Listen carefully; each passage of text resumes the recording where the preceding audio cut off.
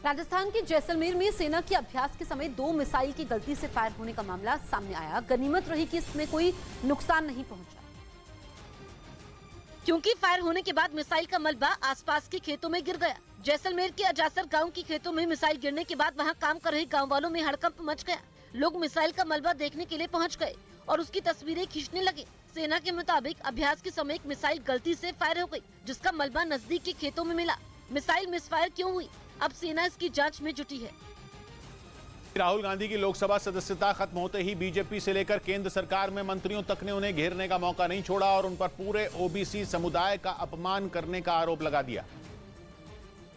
और बीजेपी की तरफ से खुद पार्टी अध्यक्ष जेपी नड्डा ने ट्विटर पर राहुल गांधी को खरी खरी सुना दी। उन्होंने लिखा कि राहुल गांधी ने सिर्फ वोट पाने के लिए ओबीसी समुदाय का अपमान किया। केंद्रीय मंत्री भी राहुल गांधी पर जमकर बरसे। लोकतांत्रिक बहस नहीं कर रहे थे राहुल गांधी, एक ओबीसी समाज को गाली देने का काम कर रहे थे। भी एरोगेंस देखिए, पूरे समाज को गाली देना और फिर माफी नहीं मांगना। बीजेपी ने कहा कि राहुल गांधी ने प्रधानमंत्री के सरनेम पर बयान तो दिया ही, उसके लिए कोर्ट में माफी तक नहीं मांगी। इसलिए सरकार और पार्टी राहुल गांधी के बयान को पूरे ओबीसी समुदाय का अपमान बताकर उन पर टूट पड़ी।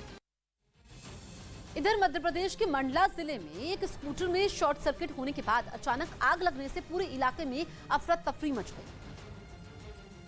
आग इतनी भयंकर थी कि देखते ही देखते पूरे स्कूटर को अपनी चपेट में ले लिया और भरे बाजार में स्कूटर सड़क किनारे धुंध कर जलने लगा। आग की ऊंची ऊंची लपटों को देखकर आसपास के लोग इकट्ठा होने लगे। कोई कुछ समझ पाता, इससे पहले ही आग विकराल रूप धारण कर चुकी थी।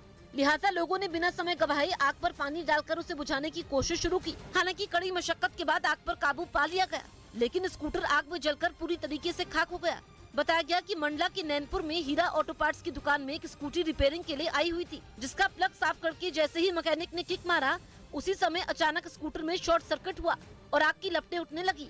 गनीमत रही कि इस हादसे में कोई हताहत नहीं हुआ।